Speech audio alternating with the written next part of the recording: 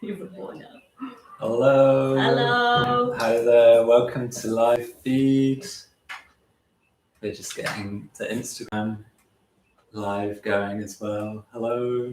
Hi Is it there. live? I think so. I guess it's live. If it's not live, then they should be on YouTube. So yes, welcome to live feed. We're Eathouse, and today we have Vlada Predelina here. Hello. Who's going to run through how we're going to make pelmeni, which are Russian dumplings from the Ural Mountains. And you're also going to talk a little bit about your research into pelmeni, this kind of initial investigation into their histories. So we're going to kind of reveal those histories while we reveal. Okay, excellent. Kind of preliminary research, yeah. Preliminary. And maybe I'll start by just introducing Eathouse. So Eathouse is myself, Jake Caleb, Vlada here, Merve Kılıçer, who's behind the camera today, and Ulufer Çelik, who is joining us online. So maybe she'll be in the chat, hopefully, Ulufer. Hi, Ulufer. We hope you're there. We miss you. And we are a group of artists who set up this cooking collective. And I think we set it up because we were interested in making a space for healthy and affordable food, and also to set up this space with food that would become like a meeting space, like a generous meeting space for people living in Rotterdam-Zuid and I guess further afield. Yeah. And this is our first of 4 broadcast events this summer. So we'll be doing these live feeds from various locations around the city. And each one of us will host a kind of, will bring a dish and share its recipe and talk a little bit about how it's relevant to our practices. And yeah, I think that's it, definitely. Yeah. So maybe just before we start with the dumpling making, I'll run through what to expect today. So it's going to be about an hour to an hour and a half, and we'll go through each stage of the dumpling making, and hopefully maybe some of you are already following online. We did send a recipe list out to people, but if you want the recipe, the ingredients for a future date, they're in the description in the YouTube page. Look below. And we've done that special live broadcast thing where we've prepared some things earlier in advance. So it will probably take us a little bit shorter time-wise to go through the dumpling making. But the video should be online like straight away after we have finished. So you can look back at certain stages if you are in the process of making these dumplings at home. So you can, we'll post it online straight away, and you can rewind and fast forward as many times as you like. And we'll go through all the steps. And maybe a couple more things. There was, if you're watching on the Instagram channel, hello. You might not be able to see everything just because of our setup. So maybe if you can switch to the YouTube broadcast, and there'll be a few more. You'll kind of see us in action on the chopping board. I think on Instagram you just see our faces, and we have ingredients on the table. They exist, or maybe they'll come up or something. But yeah, might be better on YouTube. And last thing, might hear some background noise. We're doing this in Paviljoen and Hetvater for South Explorer, and there's an exhibition going on. So sometimes there'll be some guests who might come through, and the odd person might interrupt. Though we have put up some signage. Some very good signage. Yeah. But people don't read signs, so it's okay. So if you hear some voices in the background, I'm sorry, but yeah, it's fine. Maybe to begin with, you'll do a little bit of an intro of the Pelmeni, okay? Mm-hmm. So first, quickly, I just wanted to say thank you to Paviljoen and Hetvater for hosting us, for providing the space. Also to South Explorer and to CBK Rotterdam, who has funded this whole project. So just to let you know, we're going to do kind of step by step. And I'll do the first one now to introduce it. So, Pelmeni is the most common easy fast food in Russia. You pop them into the boiling pot from a packet in the freezer, watch them rise to the surface, and wait for 5 minutes until they are ready. You smother them in a condiment closest to you in the fridge, usually sour cream, or butter, mayo, ketchup, or a clever combo of the two. Dinner, done. So easy and common that we forget their history and their past. Pelmeni, pelmen, pelnyan, ear bread. The name came from the sea and other nomadic people who occupied these lands and peaks. The Uralic language family. So it's the same language family as Hungarian, Estonian, and Finnish languages. Okay, so I think we should start with the making. Jake is going to get his hands dirty today. I'm going to be guiding him through the process. So I'm also no expert in dumpling making. So it's going to be, a learning experience for myself as He's well. helped a couple of times, but he's definitely not an expert. I kind of forget every time. So hopefully we should get it. We shall get it. Like maybe third time lucky this time? Yeah. Okay. Yeah. Okay. So let's do it. And you are all joining me. Everyone who's got ingredients, we already weighed them up. So that's okay if you haven't yet. It doesn't take too long. So first of all, we need a big bowl. This is going to be for the dough. We start with the dough because the dough actually needs to chill in the fridge for about half an hour. So sometimes it's better to pre-make the dough and then you can leave it in the fridge for longer, but it needs to sit there for at least half an hour. So that means we can make the dough now, we put it in the fridge, we make the stuffing to put it inside. And let's do the dough. Okay. So what have we got? We've got the flour. We've got the flour, you put it in. And how much flour is this? This is 300 grams. 300 grams. Should I get a sieve? We did have the sieve. I don't know where it went. And then we put it away. It's okay, we'll have it back again. Okay. Here we go. All right. So. Yep. Flour in the bowl. Do the little tapping trick. It's funny, maybe I've done this before. Okay. Yep, that looks good. And then you get the salt. So you need a tablespoon of salt. Again, we have it already measured up. So we've got the salt. Yep. In you go? In it goes, yeah. Okay. No, there's no science here. And then you get your spoon and then you mix the salt around so that it's all kind of evenly spread out.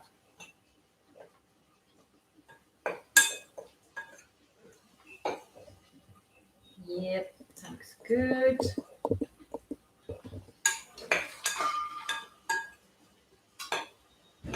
Yeah. Okay. That's good. That's good? Yeah. All right. And then we've got some hot boiling water in this measured out jug here. And then how much is measured it's out? 200 milliliters in here. Okay. I think, let me double check. Yeah, 200 milliliters. And YouTubers, hot water. Instagrammers even. And then we have to slowly pour it in. So I'm going to give it to you. Yeah, slowly. And it's better if you make a well, actually. You make Okay. a little, Make well. make a little like a hole kind of thing. And then you just, slowly mix it in. And with the spoon at the same time? Yeah, and you mix it at the same time. Kind of, fold it in. Yeah, that looks good. Okay.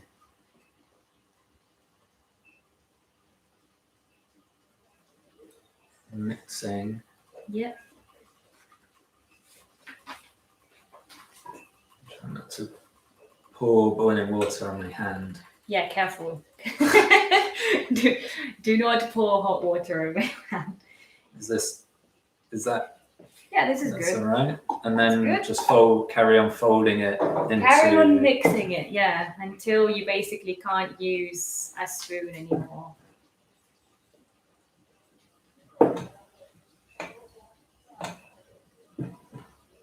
Keep going. The salt is 1 tablespoon? 1 tablespoon, yeah. Okay. Is someone asking? Yes. 1 tablespoon. Just normal table salt. Nothing. Yeah. No special No Uralic mountain salt. Actually, there's a lot of salt in the mountains. Okay. There's mountain salt. All right. Is this kind of? Yeah, this is exactly where you stop using the spoon. So Okay. maybe we show it quickly. So it's this kind of lumpy, sticky consistency. Like the spoon gives up at this point. It just sticks to the spoon. So then you Okay. get your hands in the dough. So my hands Come on, don't make in the it. dough. All the dough. Okay. Yeah, hands in the dough. And what am I doing in the dough with my hands? What are you doing in the dough? You're mixing. Like you would with bread or something. Yeah. Like I'd call like folding. Yeah. Right. Okay. Kind of squeeze it, roll Squidging. it, squidging. Use 2 hands, use 1 hand, whatever is easier for you. It's not really like science. But what we're looking for is then it becomes this kind of non-sticky dough ball. Non-sticky dough ball. Non-sticky dough ball. So this is maybe a sticky dough This ball is a right now. sticky Okay. mess. It's not even a ball. It's not a ball yet. Okay. So this is just sticky dough, and we're aiming for non-sticky dough ball. Yeah. Right. Okay. So you basically keep mixing until it will start, you're kind of activating what are they called actually? The gluten. The gluten, yes. Yeah. You activate the gluten. Okay. Oh yeah. Just a quick run through.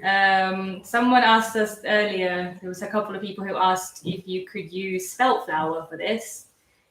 You cannot, because we're going to boil them and it basically will become mush.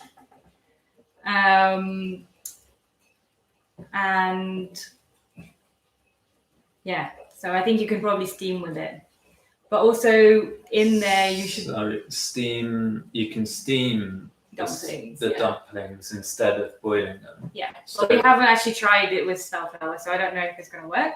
so if people are using spelt, maybe they can try steaming. Yeah, you can try and you can let us know if it works. But otherwise, just use normal white flour, wheat flour. It should work. Also, I just forgot because we have this fancy flour. I'm going to show it to you. Because we got some ingredients from a food co-op called Bilbao Bende here in Rotterdam. So normally, if you're using normal white flour, I would use a spoon of olive oil or a spoon of vegetable oil to go in the dough. But because we're using this flour, Lower. Lower. Can you not see? Okay. So we're using this flour.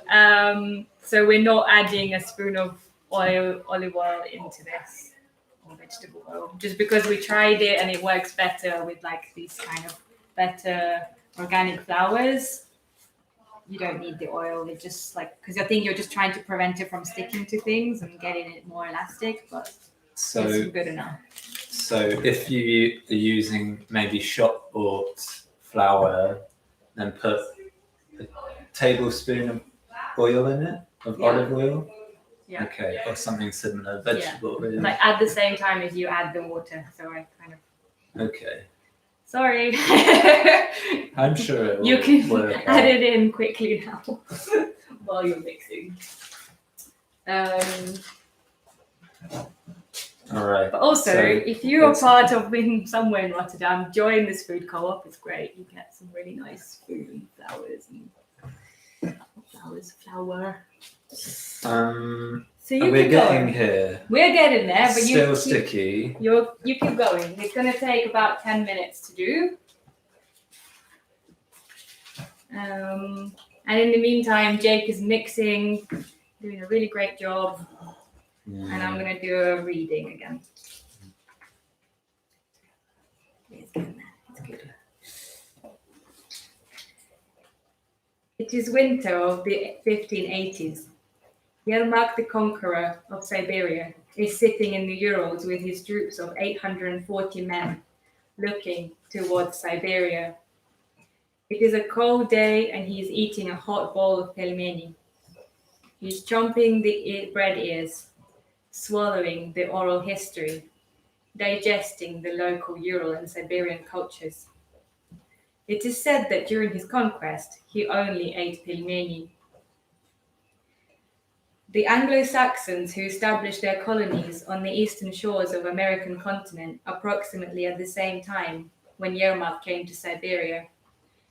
The first English colony in America, Virginia, was founded by Sir Walter Raleigh in 1584. Over the next 5 years, Yermak and his people and reinforcements from Tsar Ivan the Terrible take over the Urals and a large part of Siberia. This serves as a start to a complete takeover of Siberian lands for the next 120 years. The landowners, pomeshchiki, received unrestricted power over their serfs. They could take them into their houses for personal service, transport them to their lands. And in other parts of the country, sell them together with their families or separately. According to a law made in the middle of 16th century, the landowner, if he murdered his serf, could not be brought to justice for this crime. The problem was that as Russia's boundaries began to expand at a great pace, attitudes beyond the frontiers began to harden. Increasingly, the people of South and Central Asia came to be seen as barbarous and in need of enlightenment, and were treated accordingly. In writing, pelmeni don't show up until 1830s, meaning that Russians did not see them as their food until very recently. Only in the turn of 19th century is when they entered the Russian daily diet and became so popular that they were added to the list of national traditional food, along with borscht and blini with caviar. In 1831, the government ordered a general land survey in Siberia to ascertain the reserves of land suitable for agricultural purposes and for colonization. Okay. This looks good. So is this getting towards something? Getting there. So you took it out of the bowl, which is exactly what you need to do. And then you can do this on the table. You can do it on the board that we've got here. And you can see already it's not sticking to anything. Like it's actually like Jake's hands are becoming clean, like everything is like completely fine. You don't even need to really put flour on it. Unless it's sticky. If it's still sticky, I would just add a little bit of flour to it. But yeah, can I? yeah. So that was really interesting what you're talking about this kind of, I'd say like a colonial history of the pelmeni. Yeah. And yeah, that there was this kind of expansion into the eastern reaches of what is now, I guess, Eastern Russia. And this was happening simultaneously at the same time as kind of Western colonial expansion into North America and the Americas. But you were saying that the word, I don't know, we were talking before, like the word colonization, it's not so readily used in Russia, or it's not talked about in that way. It's not really talked about in that way. Yeah, it's more, but it's also because it's less black and white as it is with the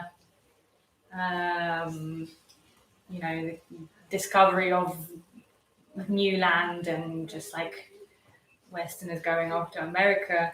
It was more like the people that were living on these lands, they were already paying tax to either Russia or Ottoman Empire or Mongolia. So it was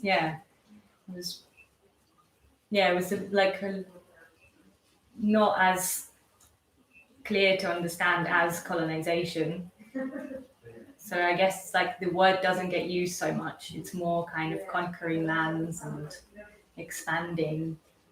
It's just like expanding the states of Russia and kind of pushing out more nomadic cultures and people, or more trying to assimilate them into the state. It was more trying to sort of convince them and introduce them to Christianity and enforce them into into it, and also just for them to submit to the Russian Tsar. So it was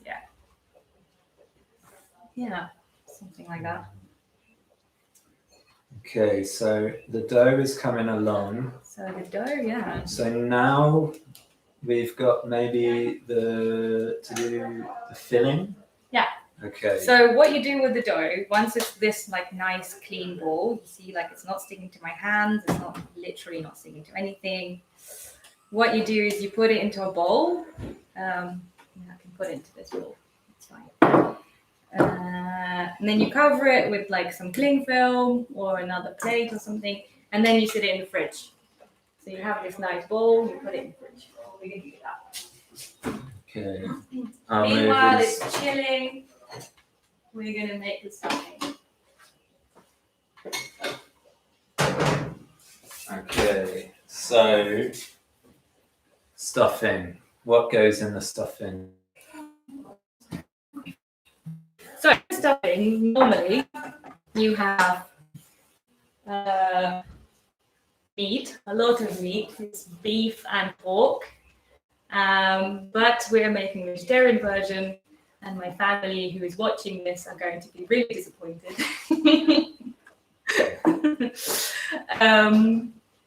But we're going to make it with mushrooms and cabbage instead, which is also a filling, but I think you can't quite call it pelmeni for that reason, because it should have meat in it. Onion? An onion, yes. An onion. Okay. So which one do we start with? Maybe the onion? So we start with the onion. Do we have the onion? We have the onion. We have an onion. We have an onion. Nobody panic. Don't worry. Don't worry, there's an onion. Here you go. Okay, an onion. And how do I cut the onion? So you chop it really, really fine. You cut it in half, like you would normally. All right. So I'm in familiar territory. So Jake so far. Jake definitely worked as a chef. So this is like. I worked in the kitchen. Okay. Okay, so you peel it like you would normally. And then we need to chop it small as possible, because small as possible. You don't want these like square onion bits to stick out from the dough, because that will make a hole in the dough and then the whole filling will just come out. So very, very fine. Yeah. Okay. Very, very fine.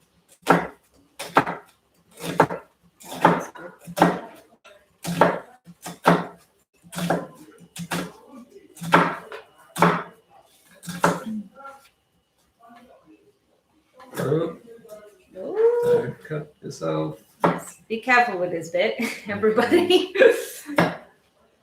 Oh my god.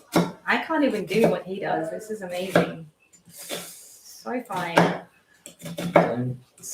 Don't jinx it. I've not done it yet. Okay.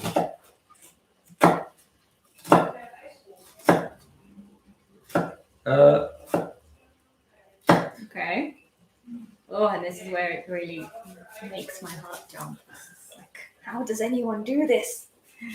The sharp knife is key. Sharpen your knife Okay. before you start. I'm just going to get rid of these more messy bits for the sake of the broadcast. Merve's laughing. Okay. So This looks really good. this is Okay, good. Merve, I hope you're catching this up close. This is the best chopped like onion I've ever seen. If you can repeat that, then you're on the right way. Then you should be on MasterChef already. Yeah. Okay, Jake is doing that. I'm going to do another reading. Okay. Okay. Although there is mention of meat being wrapped into pasta or noodles as early as year 385 BC in ancient Greece, the specificity of Pelmeni cooking method narrows the location of the origin to the Asian parts of the continent. While the simplicity of putting things in dough can be found in many parts of the earth, what is important about Pelmeni is the fact that they were frozen, which really limits their location to cold regions of Northeast Asia, the territories that were occupied by mostly Finno-Ugric nomadic tribes. The main theory is that the recipe originated in Altai Mountains and was brought north to the Ural Mountains by these nomadic people. Geographically, Altai is a meeting point of China, Russia, Kazakhstan, and Mongolia, with a history of blood spilled from all of these cultures. How's the onion going? I think yeah. That's good. Done. I think I'm done. Cool. We can chuck it in. All right. So, is it going in on the frying pan? Go in the frying pan. I guess maybe remove the frying pan. A hot plate. It's going to be hot. It's going to be hot. Don't touch the hot plate. Okay. So a bit of oil in the pan. Okay, like a good bit. Okay. And then the onion goes in. Onion. Straight in. Onion. All right. So what I'm kind of getting from your readings is there was this like expansion. Maybe I'll wait till you got it oily enough. Get it oily.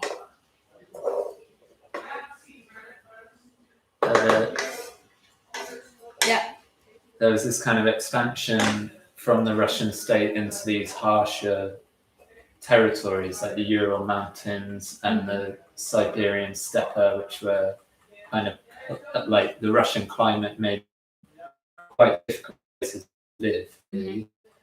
And maybe people don't really know where the Ural Mountains are in Russia. So I was wondering if you could talk a little bit about the geography. Yeah. And maybe also about the people. You talked about the language being formed from, was it Finnish and Hungarian? Finnish and Hungarian were kind of the end products, but the family is Finno-Ugric family, which I think is not correct anymore. Like the correct term is Uralic family. So yeah. But yeah, so Ural Mountains are the geographical border between Europe and Asia. Right now, there's a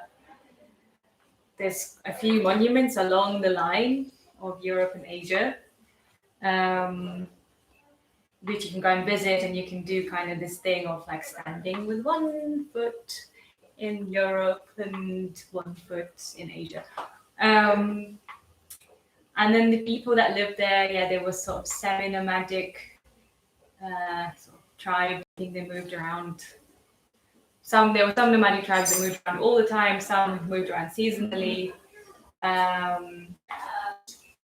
Which family originates around there, and then people have kind of moved on north and then more towards Finland and Estonia and Hungary. It's kind of funny because Hungary's really in the middle of Europe. So how they got there is a good, interesting question. I had to look at it at some point in my research, but yeah, they got the furthest, I think. But yeah.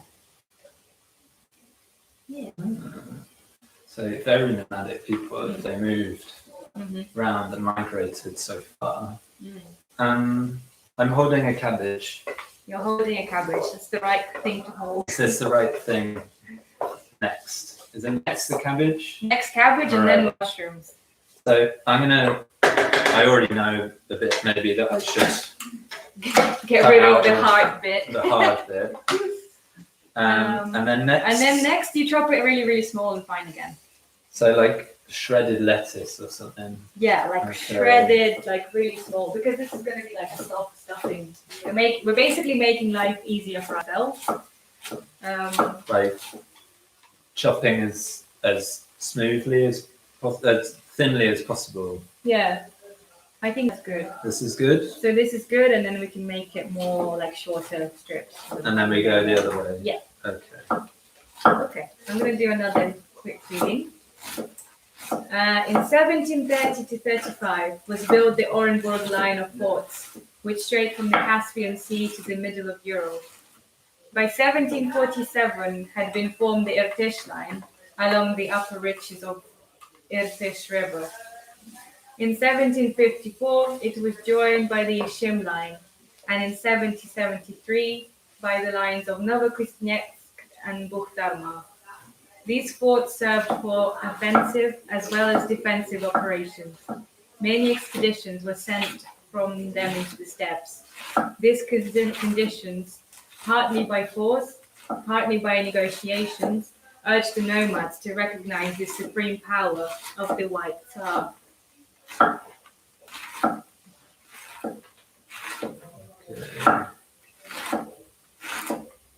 How's it going? It's going. Okay. You keep chopping and I'm going to keep reading. Okay. The bread ears were usually prepared in advance and were kept in the freezing temperatures outside. Even in my early childhood memories, I recall endless kilograms of these hanging bags from windows, and in the winter due to a lack of freezer space. The bag was wedged between the window door and the window frames, which secured it in place when the window was closed. In some rural poor regions of Russia, this is still used as the freezer today, not just for dumplings, but for the meat and fish too. As the temperatures stay somewhere between -7 and -30 degrees Celsius for about half a year, this creates a pretty good natural environment for preserving food. Oh, I would chop them a bit smaller. Like this way? Yeah. Yeah. Okay. Oh, you're rotating it. I thought you were going to throw it in. All right. Panic over. Okay, so. Yeah. Traditionally, it was the nomadic hunters who took the prepared frozen dumplings in their sacks in winter. They threw snow into a pot over a fire to make a quick hot snack during their cold journey. Pretty sure they still do that now somewhere in the depths of Ural and Siberian forests. After the conquest of Siberia, the ingenious indigenous food was absorbed into the Russian culture. Just the native name remains.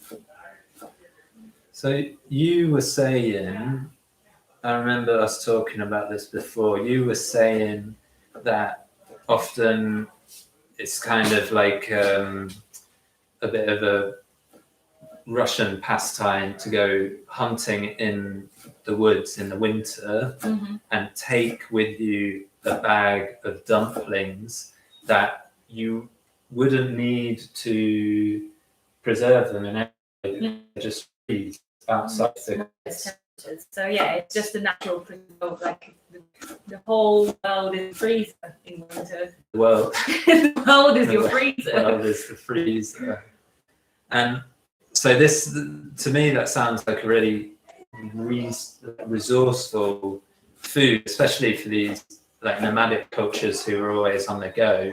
Yeah. That they could, I guess, they'd hunt and prepare the meat, and then would it be a way to keep the meat from going off, to like parcel it up in these dumplings, and then it was also trying to like stretch the meat. Like if you have like a low amount of meat, you put it in a dumpling and it makes the meal 3 times bigger. So it's because normally you only put a tiny spoon into like kind of dough bowl with many, and then you can feed the entire tribe. And I always thought in my like research, I always thought that wheat and grains are more like a sedentary people's food, like food from people living in towns and villages. So how do you have any hypotheses of how these like this entered like nomadic culture? I was looking for this information. I haven't seen it yet, but I know that there was a lot of trade happening. There was like trade routes going with like Mongolia and Turkish people. I don't know how to say it. Turkey. Turkey. Yeah, but the people. Yeah, Turkey. Okay. I think. So there was always, and with Russians actually as well. So there was like a lot of trade, and they normally would trade furs.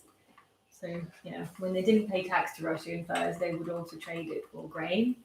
Also a lot of plants around, like in Siberia especially. So I think there was probably a lot of wild grain that they could pick. Yeah. But I couldn't find the kind of right answer. But I also know that people have been living in those lands since like Neolithic times. So maybe there were already some settlers also growing things for a while.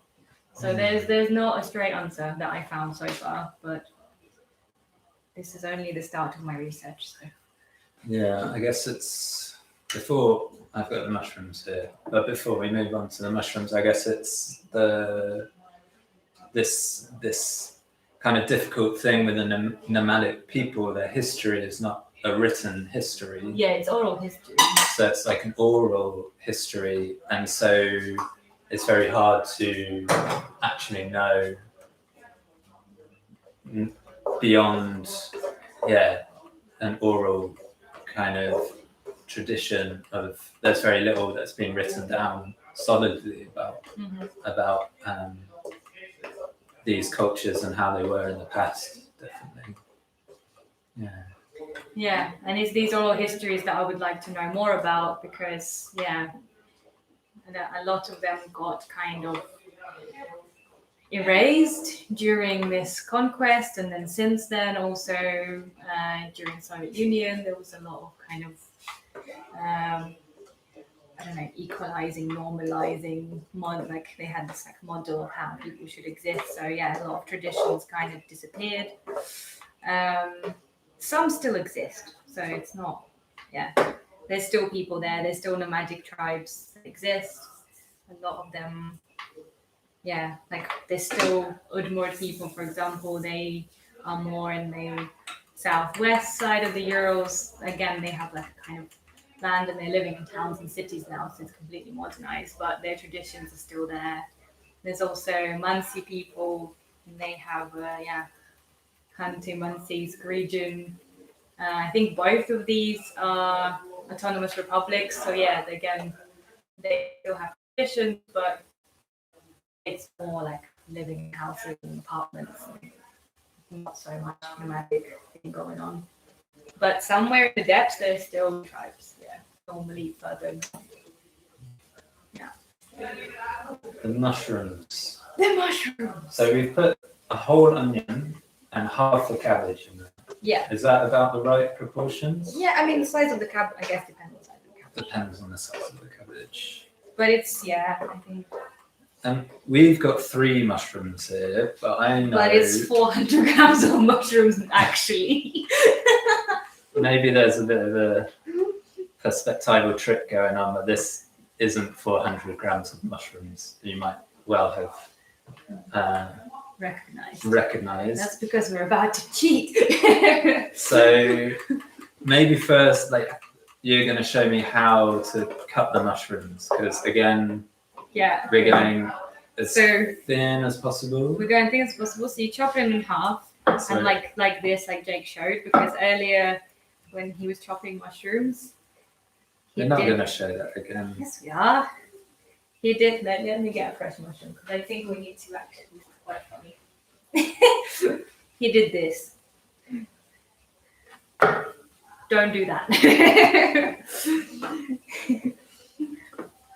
And then we go as small as possible. So like this. You can go bigger. It's okay. Bigger. And then we just need to be quite small bits. Stir this. This is going good. Getting soft in here. Yeah. Okay. I feel like I did this a lot better last time. It's kind of stayed together. And then like this. I kind of think maybe we need to start again with another mushroom, because this is quite hard to deal with. Sorry, guys. Like this way.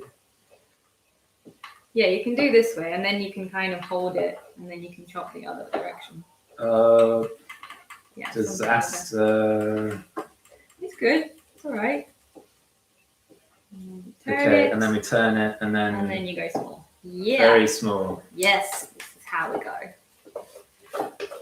Sometimes stir this. Don't chop your hands. Stir the cabbage because you don't want it to burn. This size. Can't see the cabbage. Can't see the cabbage. Merve says that she can't see the cabbage. Can you see there we go. So cabbage is getting softer. This is what we want. We don't want any sharp edges. Yeah? Nice. Also, before I forget, because I tend to forget things like this, in goes a lot of pepper. And I mean a lot.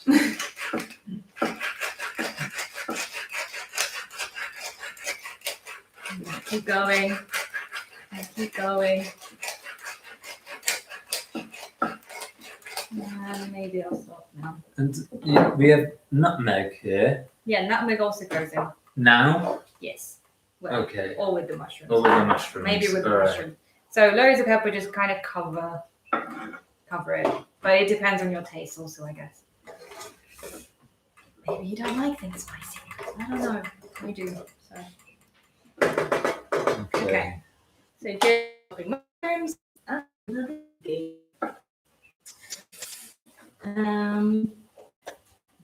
The second favorable condition that the Russians met in Siberia, scattered and weak tribes of hunters who were leading a primitive life on a very low level of civilization. The natives were not able to resist the well-armed and organized bands of Russian Cossacks. In Dostoevsky's essay, What is Asia to Us? He argued in the late 19th century that Russia had to free itself from the shackles of European imperialism.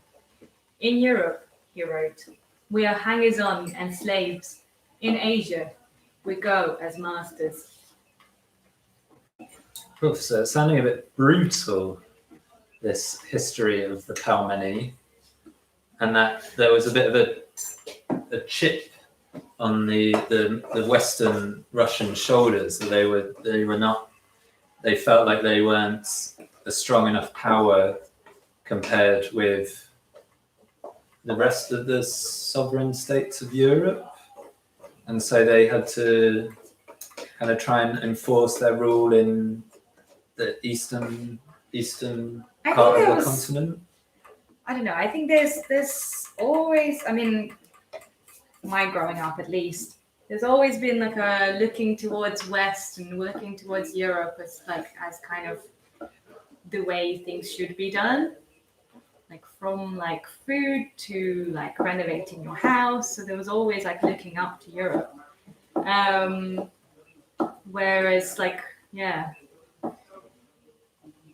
Yeah, and then looking kind of towards Asia with a sort of we're better than them eyes. And I think that just like shows that it's been going on for a long time. How's it going, mushroom? It's going. I'm concentrating quite a lot. I haven't cut myself yet, which is surprising. That's really good. Question: how much nutmeg? How much nutmeg? How much nutmeg? I think it's also to taste. Like I have this kind of, it's already been used, nutmeg. Let's just try it. I think a few shaves, teaspoon. I've never actually measured this bit. Okay. And I'm gonna throw these mushrooms in that we already pre-chopped because I know that's about this is how much mushroom we actually made. So it's a whole packet of mushrooms that you'd buy in a supermarket, which is like 400 grams, and here they all are. And I'm going to throw that in. So should we say a teaspoon of nutmeg? I know maybe if my mum is watching, she will want to know how much nutmeg is going in. Hi, Emma. It's Mother's Day in the Netherlands today, you do realise, so... Most part of the world. Yeah. Oh, most part of the world. Well, happy Mother's Day to our mothers. I think my mother is also joining in. I don't know. Go on. Happy Mother's Day. It's bonus Mother's Day. Everyone joining in from Russia, sorry. Извините, что без мяса. Всех люблю и всем привет. Okay, nutmeg. Okay, nutmeg. I don't know how you measure it. I think you should tell me maybe. Like, how much nutmeg is this? I think that's a teaspoon. Yeah? Yeah. Okay, it's a teaspoon.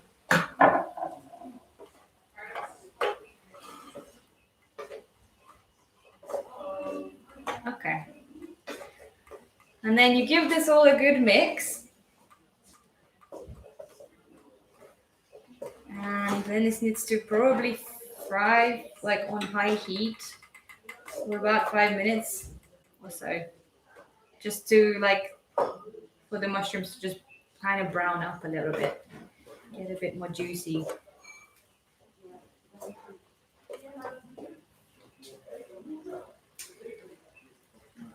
Mother's pointing at us, and we're not sure. We don't know what she means. What was that, Merve? Director of photography behind the camera, Merve Kılıçer. I think we're going to create a book of like gestures for next time because we have no idea. Are you going to do a reading, Vlada? That's the next part? Not yet. Not Well, yet? not until we get the dough out. So I think Okay. this just needs to, we just need to for the filling to like be ready. Well, why don't I do this and you could do the reading, or I could get the dough out. You could start showing the dough. That's true. We can do the dough already because yeah. This is coming along. It's not going to take long to do the It's going to take about mushrooms, a is minute. it? I'm going to remove this mess. Now we need like a clean surface. It's smelling good. I actually wonder whether we should put a bit of salt in the filling as well. Be nice. It would make Merve happy. She loves salt. That's not true. Bit of salt. Go on, little pinch. A little pinch of Oh my salt. god, you have to show this on camera. It's so good. There you go. Yozo salt. I don't know why we're showing it on camera. We're showing it because it looks like a Russian doll. Oh, Like matryoshka. it's a matryoshka, so it's gonna stay with us Ooh. as we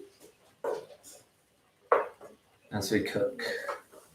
Okay, so the dough is coming on, Yep.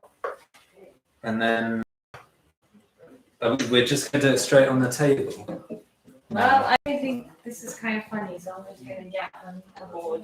Okay. The board back. Let me quick turn round, start.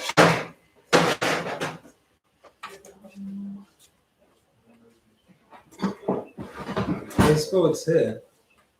No, but I want the wooden one. I think it's better. Okay.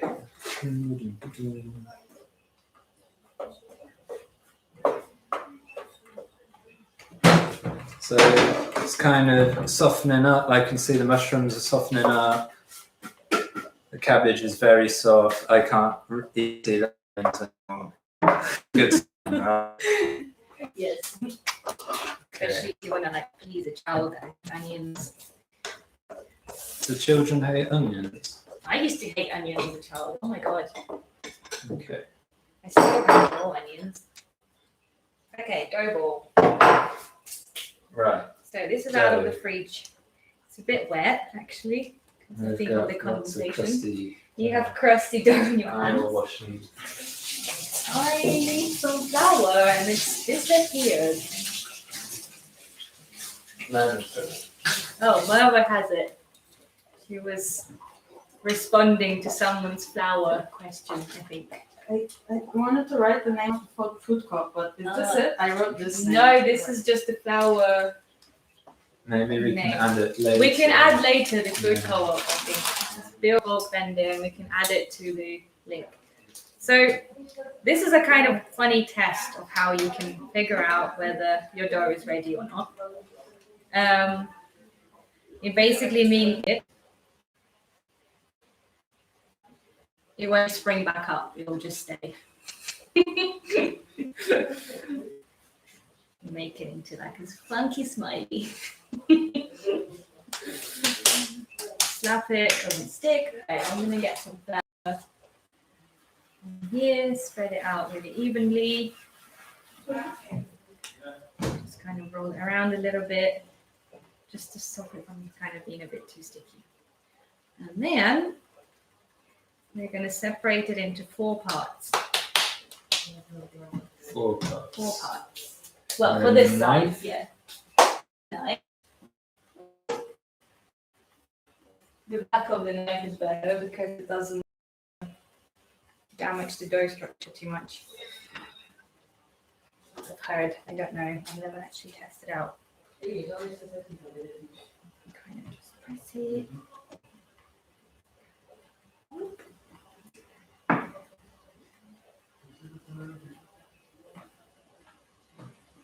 It's a bit tricky, this bit, but it doesn't have to be perfect. Okay. Okay. And then you take one of these. We can do this together. Look. Right. You take one okay. each. This is why you do this together with people. Like normally we would just like. And what am I doing here? Now you're doing this and you're making it into a sausage. Into a sausage. Yes. Okay. Go long sausage. Sausage. Sausaging. You can kind of go up and down. I'm like, some people are really good at it. I have to flip it. I can only So go. it have to be like even. Yeah, even sausage. I would say about like 2 to 3 centimeters diameter, I think. Something like this. Yours is Well, I've had years of this good. since childhood. This has taken on a bit of a life of its own.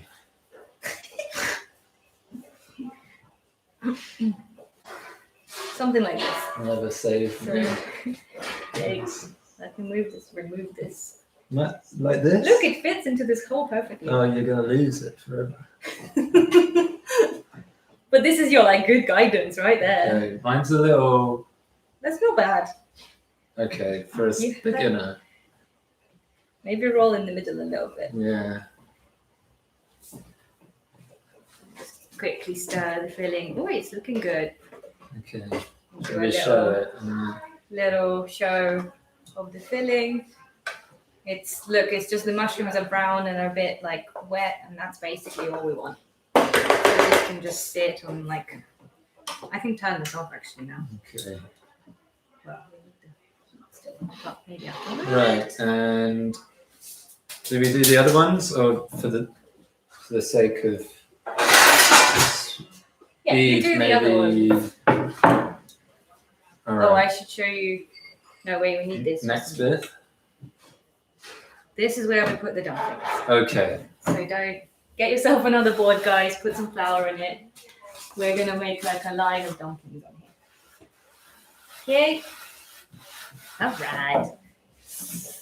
And then I need something to put the. Actually, it's fine. Right. So next bit, you got your nice sausage. Beautiful, even. This is actually really good. I think you just got a smaller bit. And then you kind of pinch it like this and then rip it off. Something like 3 centimeters. You want to have a go? Yeah, I'll give it a try. Like pinch it. Pinch and pull, yeah. Pull. Oops. Pinch. Nope. Oh, not like that. Pinch. Okay, let me show you again. Don't unsausage. Okay. Needs to stay and sausage. So you use your like 4 fingers and kind of like claw it. And then it Okay. comes off.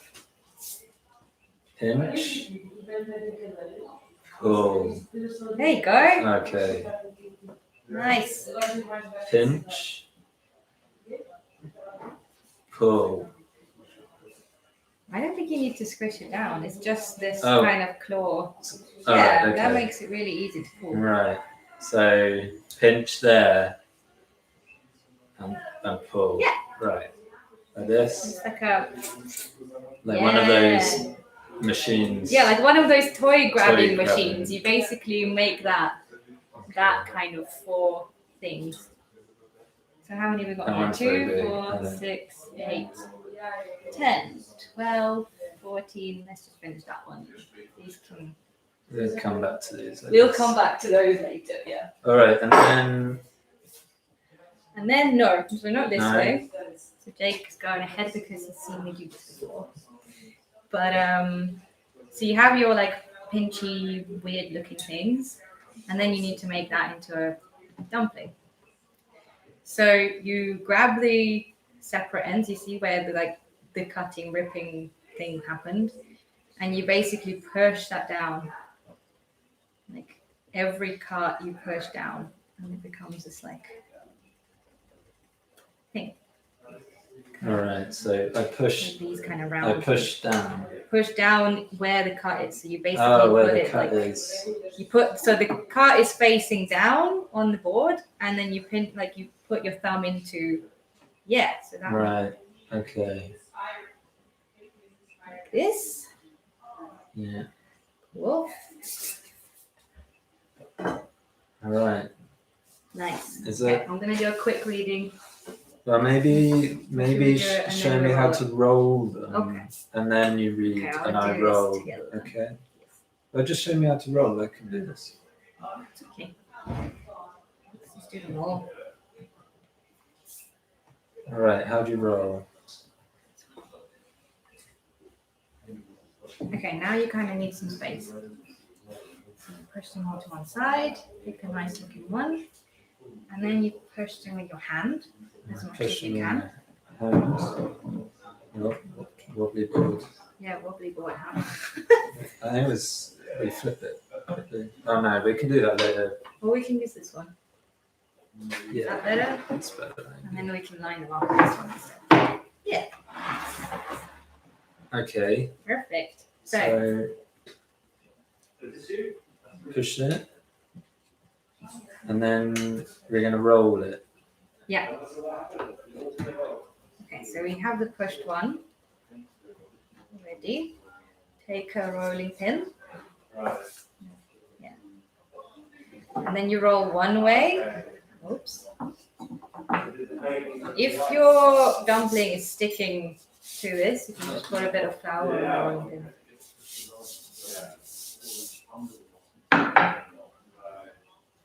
And you can, like, we've got this special rolling pin because I just prefer it, but you can use your normal rolling pin.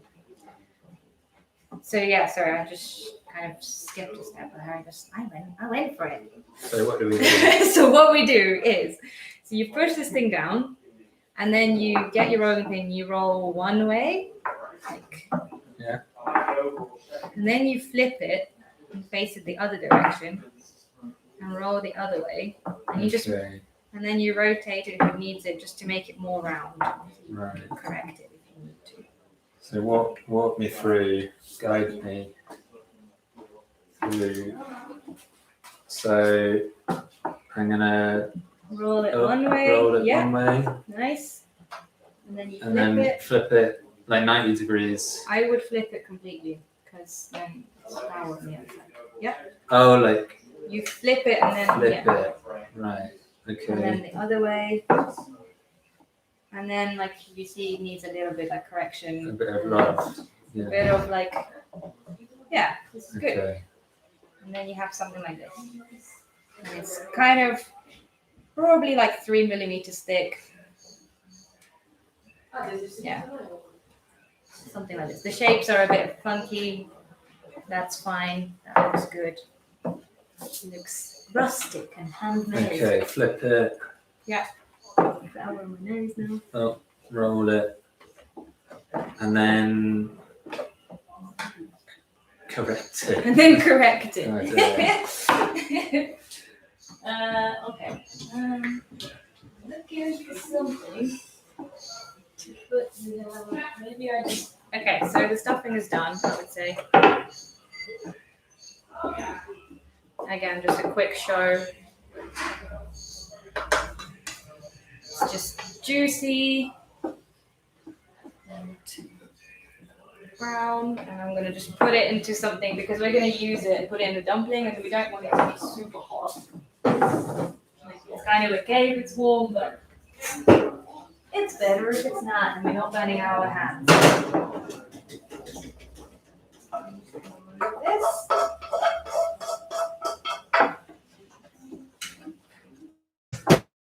So it's better if it cools down just a little bit before it goes in the fridge. Yeah. You make the meat once you're still using raw beef and pork, like you're using raw minced meat. So, yeah. You know, like this is more for practicalities of like I don't want to burn my hands when I make it. Right. Okay. And you've got another reading, so maybe I can Yeah. carry on with these while you do your reading. Yep. I'm just going. That's good. Yep. Hey, these look good, Jake. This is the best ones you've done, I think. Jake has become an expert. No, I can't do it. I think maybe only one of us can do it. You stole my skill. Okay, Jake is going to carry on. I'm going to do a reading.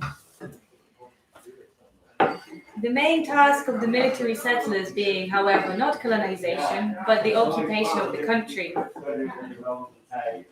Maybe I'll wait, because we have some loud people excited to see an exhibition in the space.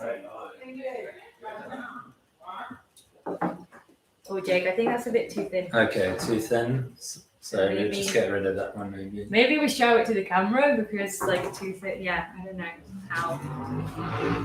So, like, this actually would be really good.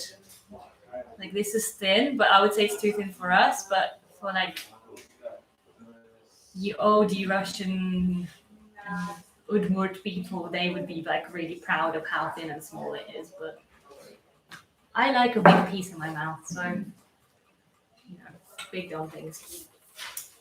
Okay, sit quiet now. I think I can read. Okay. The main task of the military settlers being, however, not colonization, but the occupation of the country.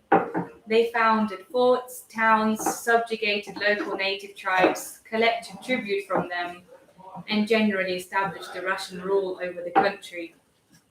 In recent years, the Udmurt Autonomous Republic, a region in southwest Europe, has been trying to reclaim its dumpling history. In 2015, it was announced as the motherland of Pelmeni, with a week-long street festival to celebrate this, consisting of Udmurt dancing, games and traditions, with yearly renditions happening there since. The famous red-haired Udmurts were semi-nomadic forest dwellers that lived in riverside communities. Nowadays, they mostly live in towns, with their culture almost completely repressed during the colonization and then the Soviet Union. Slowly but surely, their oral histories and traditions are being reawakened. So, Hey, it's good. so there's a bit of a reclamation of this Pelmeni as like a kind of a culturally significant food for these people, and I always wondered. So there was this colonization that happened from was it the 15th through the 19th century, and then you had communism and Soviet Russia, and I was wondering, was there also like a bit of a homogenization during communism? From what I know, I've seen those kind of propaganda, the Soviet realist paintings and graphic design, and they often feature like kind of an ethnically diverse group of people, but they're kind of homogenized into like Soviet Russia, and their identity is not so much based on specific culturally significant things, but more on them being workers for communist Russia. So has that kind of changed since? I don't know if that's actually true either. Just because like it wasn't so much like, again, it's a gray area. But it wasn't like in the Soviet Union, it wasn't so much about like erasing their traditions in a way. It was kind of more promoting this like new way of living, and it was about power to the people, living in these modern houses. Modernization. Kind of, and like even the language, because I was looking at it in Russian language, there are no accents. No matter where you are, there are no accents, and it's like the biggest country in the world. So, and I remember looking into it, and I remember moving to England and being like, how is this country the size of my region? How do they have so many accents? And looking into this and learning that the Russian language has been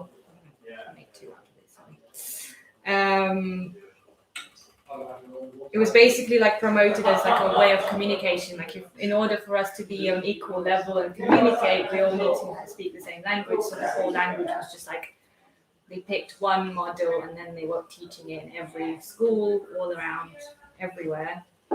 So it was, I think it was just more like we need to get rid of this like imperialism of these like khans, of this kind of hierarchical structures, though they sort of created a hierarchical structure to replace it. So I don't know. Yeah, a bit of a top-down structure anyway. But yeah. So I don't know, what was the question again? Kind of went off a little bit. I guess I was interested in whether these, I mean, obviously now you're seeing this kind of reclamation of traditions, and whether that was maybe suppressed during the Soviet. It was definitely suppressed. Like there was definitely repressions but it was about like any religion. Like you couldn't praise Jesus. Like it was all very secretively done.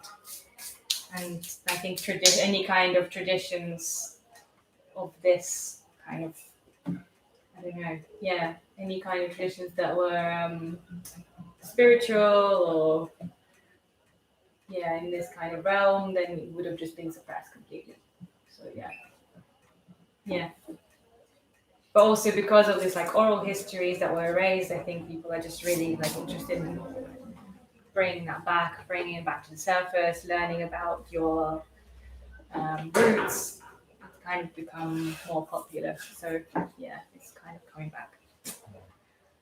So, should we make this dumpling though? This is the moment of truth. Yeah, let's make them. Let's It's make the them. final stage. So we have our stuffing. Here it is. Still quite hot actually, so never mind. And you need to get a teaspoon. Somehow we only have one. Maybe I'll try and get another one. I think it fell on the floor. Oh, it fell on the floor. That's useful. Not going to use that. It's on the floor. So you get your prepared. I get one. Yeah, actually, that's a good idea. Okay. You get your prepared, what do you call it? Dough? Pancake. Pancake. Dumpling cake. Thank you. Someone wrote mini pizza. Mini pizza. Yes. You get a teaspoon. All you need is a teaspoon. I know you want to put more in, but you only need a teaspoon. And you get like a heat teaspoon, you know. That much? Like this much. Okay. And you put it in, yeah, I would say kind of on one side, but it's sort of middle one side. Like this. So on one side of the middle. Yeah, on one side of the middle. Is that too much? No, that's fine. On one side of the middle. Yeah, perfect. Maybe. All right. And what next? And then you fold it in half. In half? Cool. Yeah, like you flap it over. All right. And then you seal it? Then you seal it, yeah. So you go from Switch one it. side and you keep pinching along. Okay. Keep going. It's been a moment of truth here. I'm going to push my filling back inside. I saw that. This is good. I'm kind of pleased with this compared to impressed most with of this. mine. All right. I'm gonna just quickly. Is that coming through or? No, I think that was maybe stuck to the other two. No, it's not coming through. It's just, I think it was on your hand. All right. Ready. And then. So you have it. Yes, you have it there. I'm gonna just quickly check. So you basically want to check if you're new to this. You just need to check that everything really is closed, like really sealed. Like pinch it with your hands all the way along. Yeah. Round that back. Do that to mine also. And then you get these. So you face it away from you, like so. This you've got this half moon shape. You get both of these, I don't know, ends of the moon. Tips of the moon. The tips or ends? I don't know. Corners. Okay, anyway, you pinch these bits and you flap them one on top of the other. Oh no! And then you squeeze that bit. Okay, well, mine's a goner. But practice makes perfect, and I'll try again. Okay? Okay. Now Jake does it again on his own. All right, on my own, maybe a bit less. Always, if it's going wrong, less is more with the filling. Yeah. Right. Exactly. So even like that much, that's maybe even too much. Yeah. I think that's good. You sure? Yeah. All right. Okay, let's do it again because I think everyone else is like, "What have you just done?" So again, you got yourself a big old pancake. I've put a spoon just to like the further middle side from me. And then I flap this bit over and cover it. So it goes under a blanket. And then you squeeze. It's a bit. So I curve the tips around and then I. Yeah? Yeah. Okay. So squeeze all the ends. Squeeze. Why is it not sticking? Okay, I'm just gonna flap this bit over because it's not sticking. I'm sorry. I think I'm too slow. All right. What are you doing there? I am doing a different thing because I was losing it. So I'm gonna just do another one. And I'm gonna I can do it. I can do another demo. I've seen I can do it now. Yeah. Maybe But I want to show the people again, Okay. but I got distracted by your dumpling. Okay, so you put a spoonful into the pancake, you flap it over and put it under a blanket, and then you squeeze all the way around. Tips. I'm onto this now. You can't stop me. Now I've lost it. I seriously think that only one person can do this At one time, at one time. I have taken the dumpling energy. He's got it. I've I've lost got it. I don't know what's happening. Okay. That's too little, maybe. Yeah, you can do a bit more. So 2 flaps, one goes on top of the other. Squeeze it, and you've got yourself this This is making me quite kind of hungry. ravioli shapes. I'm realizing kind of how long this is taking just to make one dumpling and how quickly I'll eat this one dumpling. This is why they were pre-making them all together and then putting them outside or now in the freezer. And then it was a quick food. Then it was a 5-minute meal. Right. Okay. Oh wow. I'm This is really good. pleased with that. Okay, I'm gonna It's leave like you an to art it. form. I can do another reading then. Wow. I think Oh, I don't have another reading. you don't have another reading. Maybe we get the boiling water ready. Is it boiling? Boiling water is ready, yeah. Okay. Careful with the water. I think we just have to do the dumplings. Okay, we do the dumplings. If there are any questions, maybe they can write from the chat. Oh, and I that's can- true, yeah. Oh yeah, Merve can read the chat, so if anyone has questions, now is your time. Now's your time. This is 'cause going to take a bit of time. We're reaching the end. Reaching the end. I'm going to move this between us. I don't know. This. Yeah, I can't see dumpling making now. But yeah, that side is better. But then Jake can't. Wait, maybe Ah, I you can can't put it reach in the it. middle. Yeah. Hang on. Can you squeeze Yeah. this up? Yes, there we go. Okay. Teamwork. Great. Now I'm going to try and not. Done. I'm going to try and get my dumpling energy Okay. back. I'm really concerned now that I can't do it. It's okay. Get it juicy. I've seen you make dumplings before this.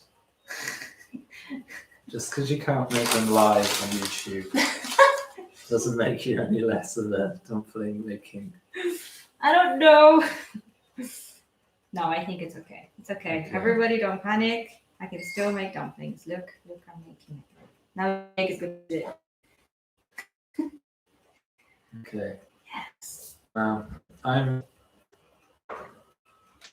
I have no ego with dumpling making. I many a time have I tried and failed. So Do we have any questions? Anyone? No? Okay. everyone's struggling. Everyone's concentrating so hard on their dumplings. Everyone. You can do a little pushing trick. If you think it's coming out, like you can just squeeze it back in, but it makes it more difficult. Oh no. So, I got too confident. uh-oh. Right. How's what? how are we going? How we go? We good. We have, how many we got left here? Yeah, this is like 3 seconds. It's fine. Okay. Yeah. It's a good job you do this before you go out into the freezing cold. Because otherwise, how are you meant to You're gonna know, you're going to feel use your your hands. fingers? There's one question. Uh-huh.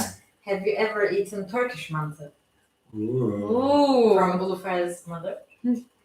Hello, Ulufer's mother. Turkish, no. I've eaten mantı, but from like the big ones. Where are they from? Big ones? What do you mean? I don't know what these look like. There are like Are they Armenian or Armenian? No, Uzbek. Yeah, maybe Uzbek. Uzbek. Oh, I forgot. This is really bad. Yeah, but there are Well, also I've had the big, like they are this like big, like I don't know, they're almost like Georgian himpali. So, but the Turkish one, I don't think so. What do they look like? Well, there are. That's what I was gonna say. Ulufer says you're talking about the Bulgarian one. and the big ones. She says The it's mant- the Bulgarian one. Well, there's also Bulgarian, but no, this one is no. Anyway, Yeah. No, in different regions, mante is different. yeah, Yeah. There are different sizes. Like for instance, where my dad's coming from, there are tiny mante, and it's like watery. So you like kind of it's like between soup or hot kind of thing.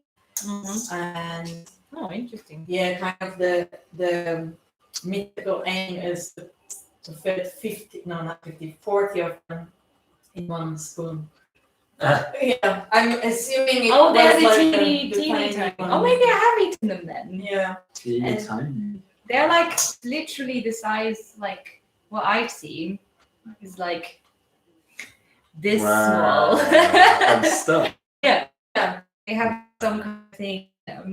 No. Meat. Meat. In general, meat. One pea. But how do you? Yeah. How does it stay in there? Version. Oh no. That's okay. Put it down. I'll fix it. Okay. I think Sorry, there that's was a a tiny fixable. hole and There's a little pea hole. I don't know how to fix these things. Also, like the big ones you're talking about. Mhm. We also have it in Kayseri again. Another version that is really big, like you described, but it's deep fried. Okay, that sounds So it's good. not- yeah, it's very good. Okay, so we finished our dumplings. You guys can carry on doing this because there's actually enough dumplings to feed probably 2 to 3 people. So you can carry on folding because there's a lot more ingredients left, I know. This is a bit precarious. This is very precarious. But we're gonna just show you how to cook them once they've been I need the lid, made. right? for You me don't to- need the lid. No lid. No lid. Imagine like you're in the That's forest. not straight. Yeah, kind of. You're in the forest. All you have is a pot and fire. There's no lid. Okay. Okay, cool. So you have boiling hot water, pre-boiled. The spoon. Spoon, you don't. Well, you don't. This is to get them out. Okay. In the pot goes a couple of bay leaves. These are quite small. I'm gonna put like 3 in. So just standard bay leaves. I know Carmen, who's tuning in, she's got a bay tree in the garden, so maybe she can give you some bay leaves. In they go. Cool. Now this is optional. Bay leaves are not optional, by the way. This is like a necessary. So Optional. you have to bring a bay leaf into the woods with you. Yes. Yeah, maybe it's also optional. I like to, and I think a lot of other people do as well, just put some black peppercorns in the boiling pot as well. So just like a little handful, sprinkle them in, just for flavour, really. Also salt goes in there. Probably like another tablespoon Tablespoon. Okay. or more. Tablespoon Yeah. for the flavour. Yeah. Okay. Tablespoon. Good sprinkle. Also makes the water boil quicker, so that's another plus. So I'm just waiting for these bubbles to boil. It's coming. Yeah. Could be around tonight. Nah. And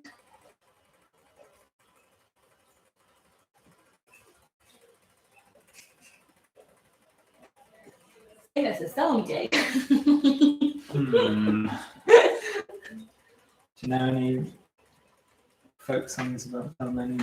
I actually don't, but there must be some Pelmeni songs out there, especially if like Udmurt Republic is trying to reclaim their culture. There must be some like tales and songs about Pelmeni, but no, I don't know. Not yet. I'm definitely going to find out. Should we put the lid on to make it boil? Yeah, maybe that's probably for the best. Maybe one day I will show you guys how to make this kind of folding technique. This is actually not pelmeni, it's more like varenik, which you'd make with potato or... Yeah, in Ukraine they stuff it with sweet things as well, like berries and apples and all kinds. You could also make this with a different kind of dough and you can bake it and then it becomes this puffy thing. But this is a bit more advanced. I will show you another time. Is it boiling? Should we chuck it in? I mean, yeah, we might as well chuck it in. Okay, and then they go in. Careful with this bit, they splash back. So it's like just carefully lower them rather than just throw them in because otherwise you will literally get all kinds of stuff. So here we go. Little ploppy sound. Whoa. Sounds quite. You want to throw one in? Okay. All right. So load them in. Don't burn yourself. Don't.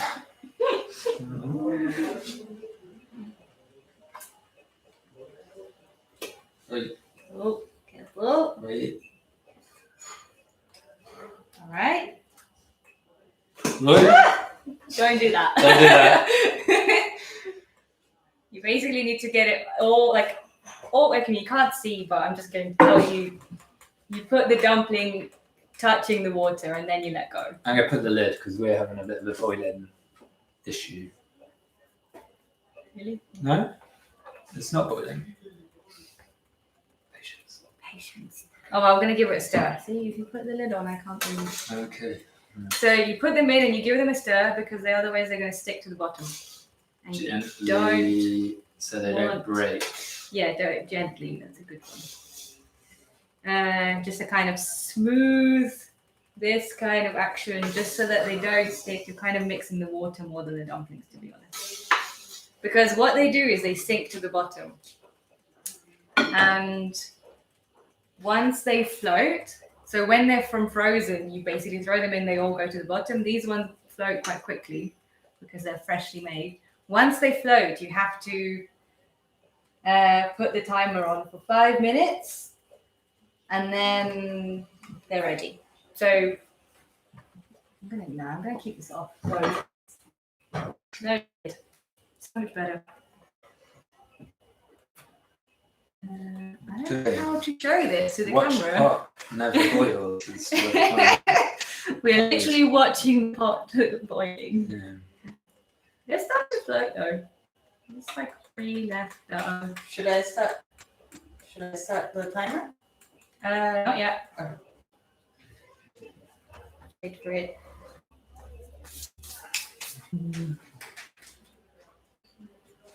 I'll tell you when.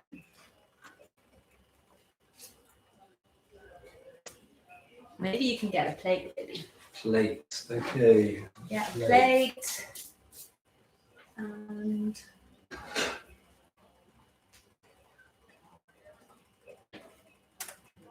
yeah. Yeah. And then A fork. What? At least. fork. Have you got fork? Not anymore. So we There's had forks a- down here. Where was it? Get ready some greens. So we've got what have we got here? We've got parsley and dill. The parsley was again from the Bill Bende. It was so good. It's like really locally grown. Curly parsley. And we've got sour cream because you have to. I don't know if Merve can actually see it. Probably not. Oh, you can. That's good. I think they're floating. Oh, they are. So 5 minutes. 5 minutes starts now. And we have this, which is like brought to me by my dad from Yekaterinburg. This, it's mustard, but it's Yezhika, so it's literally stands for like Yekaterinburg Fat Factory. Because they make normally mayonnaise and they use oils and stuff, but this is the mustard, and we're gonna try it. This is not, it's just been opened, so it's fresh. And then salt and pepper. No, actually, just pepper. No salt in there. And I'm going to do my last reading. Okay. Well, Do you want to do last reading? Very interesting.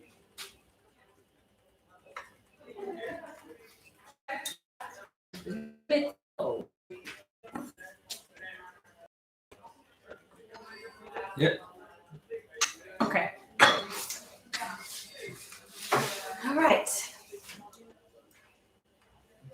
Although Pelmeni have been in Russia for a relatively short time, they have been absorbed into the Russian everyday life, special occasion, and tradition. Before mass production, we made Pelmeni together. We sat around a table, hands in dough.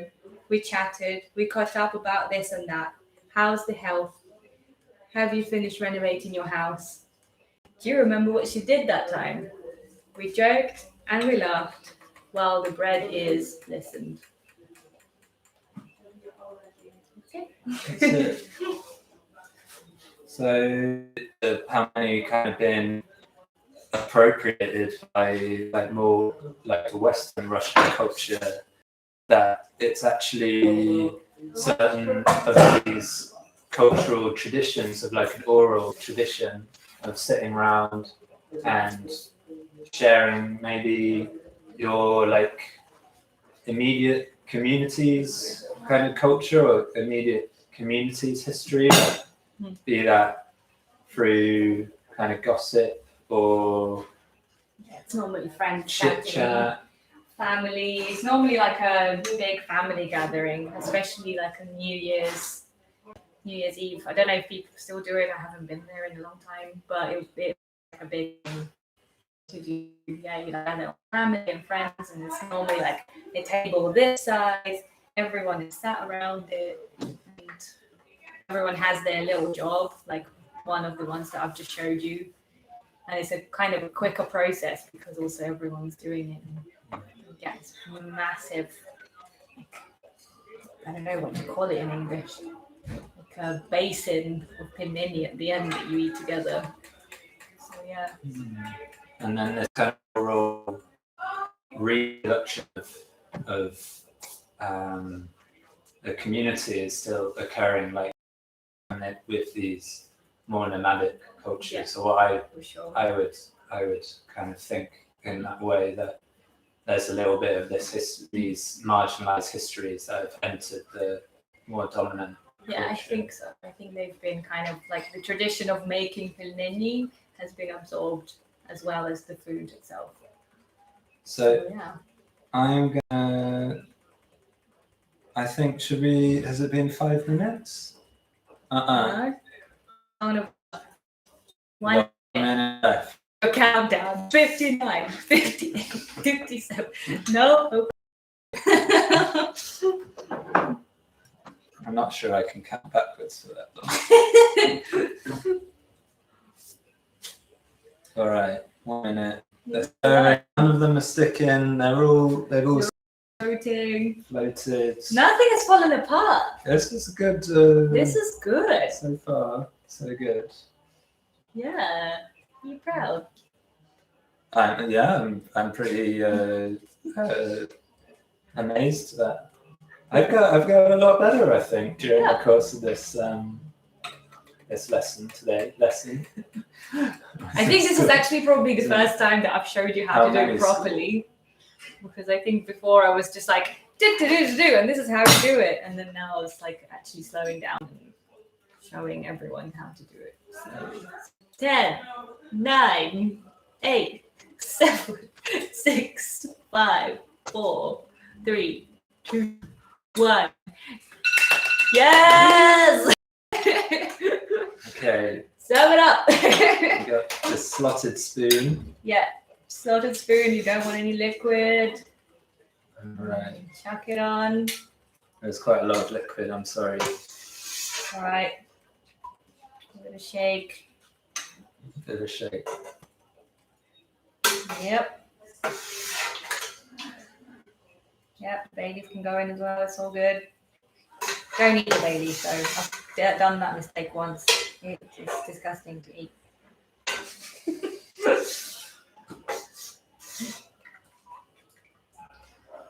Look at that. That's great. That's one. Last one. Yeah. Okay, on. And then Right, and then this is where like, okay, normally you coat it with butter. We kind of forgot about it. Maybe we can add a bit of oil. That's again to stop them from sticking. and we put a little bit of the herbs on it. Yeah, a bit of herbs. Maybe the olive oil, no? Nah, just a bit. But yeah, normally butter, but we forgot, Okay. so we haven't got any butter. Herbs, and then sour cream, a big dollop. Like, don't be, stingy, generous. Right in the middle. Stick it on. Pepper. Again, I love black pepper, spicy stuff, so as much as you want. And mustard. Mustard, like seriously strong mustard. Russians really do make it really strong. So I'm just going to put a bit on the side because it's a bit too much otherwise. And voila. This is dinner ready. Or, I don't know, it's not quite dinner. No. So Well done, Jake. I guess we're gonna use something. Try. Any final questions from the chat? No, everyone's busy with making still. Yeah. They're gonna have to rewind this bit. What did they do again?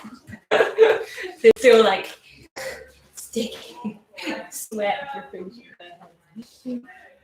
So I think that's all for today with the live feed. Thanks for joining us. Yeah. And Thank you so much for joining us from all over the world. I think we're gonna have a look later to see who came from where. Expecting some. Thanks. Ulufer wants to cook again, so she can have it with us as well. Yes, Miss Ulufer. And Carmen, Hot tub. I think this is Carmen, says looks amazing. She would like do a demo. Ooh. Oh, she says hers Feels are good. almost done as well. Oh, she's quick. Ah, Done. I think you're really quick enough. Or you saved some Then dough it for says later. thank you. Yeah, you want to eat one? Yeah. Do it. do it. Okay. Okay. Scared. Okay. I've never eaten dumplings live on TV before, so this is new. It's the live feed. Oh, I zoomed into your face. did everyone see the inside of my mouth? Mm-hmm. Oh, Shall I feed Jake as well? Wait. I knew Okay, you- go for it. Oh no.